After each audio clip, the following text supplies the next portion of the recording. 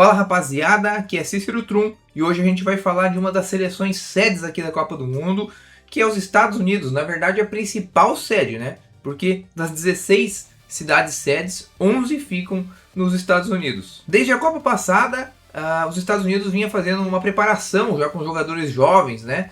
Para essa Copa, com o treinador Greg Berhalter ao comando, né? Só que eu não esperava, mas no meio do caminho houve uma mudança, talvez por uma oportunidade de mercado, e contratou um treinador bastante experiente, o argentino Mauricio Pochettino, que assumiu em 2024 a seleção norte-americana. Nesse ano de 2025 fez 18 partidas nos Estados Unidos, a maioria delas amistosas, porque ele não tem eliminatórias, né, para competir, já que é uma das sedes do torneio. E nesses 18 jogos é claro que teve aí uma competição que é a Copa Ouro, e inclusive os Estados Unidos chegou até a final, mas perdeu para o México. E obteve então 10 vitórias, 2 empates e 6 derrotas. Dentre as partidas que os Estados Unidos fez aí na Copa Ouro, chegou até a final, como a gente falou, é obrigação dos Estados Unidos e também do México, que foi o campeão.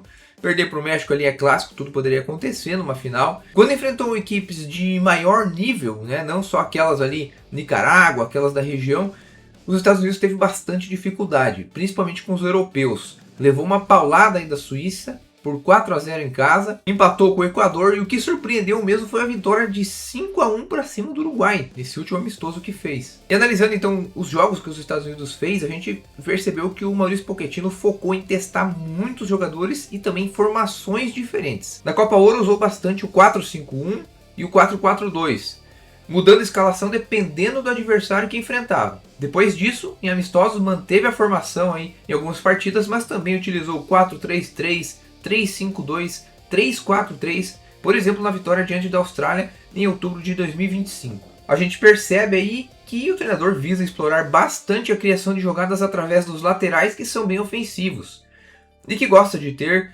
dois meio-campistas mais fixos, um mais como cabeça de área e o outro mais box-to-box. Tenta controlar o jogo, tendo posse de bola dinâmica e transições rápidas, mas quando enfrentou europeus não conseguiu fazer isso, principalmente nas derrotas aí para a Turquia e para a Suíça. O goleiro titular dos Estados Unidos provavelmente deve ser Matt Turner, jogador de 31 anos, ex-goleiro do Arsenal, muito seguro, tem boas atuações jogando pela seleção, está atualmente defendendo o Revolutions da MLS. Pochettino também testou aí Patrick Schutt e Matt Freese na posição de goleiro. Na defesa, o veterano Tim Ream continua sendo o grande líder, zagueiro canhoto, boa saída de jogo, bastante regular, mas que tem 38 anos de idade e é um cara já pesado. Dependendo do adversário, pode ter algum problema físico para acompanhar. Talvez a formação de 3 zagueiros seja boa para ele. Chris Richard, outro grande nome dessa defesa, um atleta que atua no Crystal Palace, muito veloz, bom nos combates físicos e também no cabeceio. James Sands e o Walker Zimmerman são nomes também que aparecem bastante nessa posição de zagueiro. Nas laterais temos aí pela direita Serginho Dest, ex-Barça, ex-Milan, está jogando atualmente no PSV, sempre com muita velocidade, um apoio eficaz. E a formação com 3 zagueiros ajudaria muito esse jogador, que por não ter muita vantagem física, né, é um jogador pequeno, mas que é muito veloz, ele teria muita liberdade para atacar e não teria que se preocupar tanto em defender, já que é a sua principal deficiência. Alex Freeman, de 21 anos, foi bastante testado também na posição de lateral direito e vem mostrando talento. E nessa formação com 3 zagueiros que o Pochettino testou em algumas partidas, ele até colocou o Timothy Weah, filho do Jorge Weah, que costuma atuar como ponta direita, né? Um jogador bem ofensivo. Ele pode até aparecer aí nessa função caso jogue dessa forma, mas eu acho que ele rende mais jogando do meio para frente, né? Como um atacante, um criador de jogadas e também um finalizador. Na esquerda a gente tem o Anthony Robinson, um dos melhores jogadores do país norte-americano, em minha opinião. Lateral completo, sabe defender bem, apoiar com qualidade técnica, é veloz, tem bom passe, enfim, gosto muito do futebol dele. Max Arfstein, assim como é ponta, mas foi testado na ala esquerda. E pelo jeito ele agradou bastante o Pochettino, pois foi o jogador nesse ano de 2025 que mais teve minutagem com ele. No meio campo, os Estados Unidos tem como destaque jogadores bem conhecidos internacionalmente. O Tyler Adams, do Bournemouth, bem rodado, experiente apesar de ainda ter 26 anos. Winston McKennie, meia da Juve, menos marcador que o Adams, é um box-to-box, aparece com muita eficiência no ataque, jogador de grandíssima qualidade.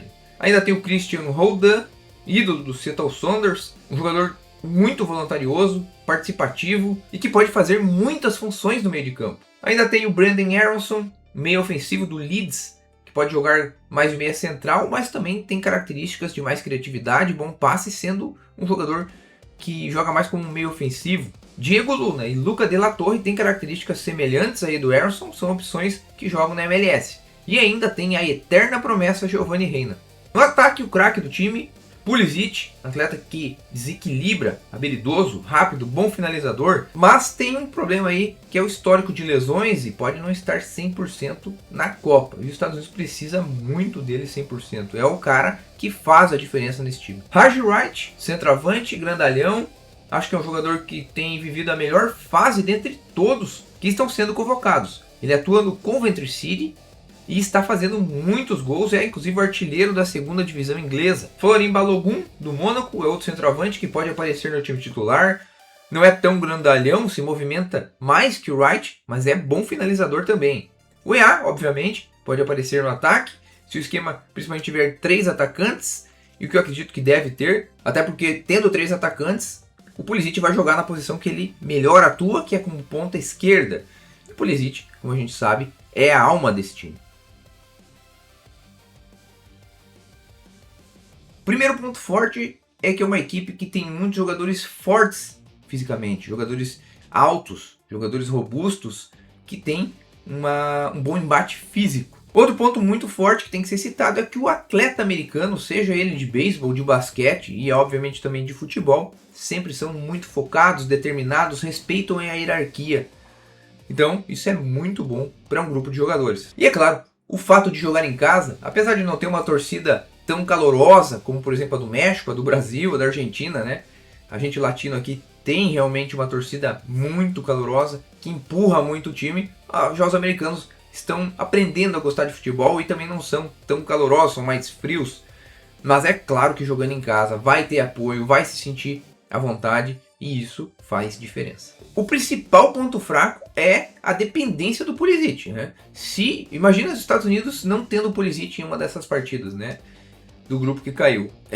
Já a gente sabe que é visto pelo adversário de forma diferente, os próprios jogadores procuram muito ele em campo, então essa dependência é um problema. E o outro ponto fraco é a deficiência defensiva quando enfrenta alguns adversários de maior qualidade, como foi aí os times europeus que enfrentou, que fazem uma pressão grande na defesa e que tem muita dificuldade para sair jogando. O prognóstico então é que os Estados Unidos têm uma grande chance de passar de fase. Eu acho que pode ser até o primeiro colocado desse grupo, dependendo de quem vai passar também ali dos europeus, né? O Paraguai vem tendo um bom desempenho, pode ser que atrapalhe os Estados Unidos, inclusive é o primeiro jogo ali, um jogo para meu ver para ser um empate. A Austrália e os Estados Unidos é melhor, mas vai ser um adversário difícil, com um histórico que sempre faz boas Copas do Mundo, mesmo nunca sendo favorito, nunca sendo cogitado para passar de fase, acaba passando muitas vezes, né? A gente vê seguidamente. A Austrália até incomodou bastante a Argentina na última Copa, né? Então é um pessoal que sabe jogar bola ali, né? E que vem evoluindo bastante no futebol. Naquele playoff da Europa ali que caiu no grupo dos Estados Unidos, é o mais fraco, ao meu ver, da Europa, né? Não pega a Itália, não pega a Dinamarca, não corre nenhum risco de pegar um desses times, né? Nem Suécia, acaba pegando ali provavelmente Irlanda ou Albânia, ao meu ver. 2 times que ele pode encarar de igual para igual e acho que até é superior. Então, ao meu ver, os Estados Unidos passa de fase, tá? Até porque a gente sabe, né? A Copa do Mundo tá fácil passar de fase agora, basta você vencer bem uma partida que você fica entre os 8 primeiros melhores colocados, né? E entre os 3 melhores do grupo. Então, os Estados Unidos vai passar de fase, tenho quase certeza, né? Só aí depende da posição em que passa. De qualquer forma, a gente sabe que nas oitavas de final o negócio fica mais difícil, né? Pode ser que passe nas oitavas, mas acho que das quartas aí fica mais complicado ainda. Começa a funilar demais a competição, vai começar a enfrentar Argentina, Alemanha, Brasil, França aí, meu amigo. Os Estados Unidos nem com 100 mil torcedores empurrando ali, acho que consegue passar. Então, meus amigos, para finalizar, quero saber o que vocês acham que vai ser dos Estados Unidos nessa Copa. Vai passar de fase? Vai ser uma grande surpresa? Vai ser um vexame? Comentem aí. E se vocês gostaram desse vídeo, eu peço a ajuda de vocês, basta vocês curtirem ele, se inscreverem no canal, ativarem o sininho, também compartilhem aos seus amigos. Muito obrigado pela atenção e um abraço.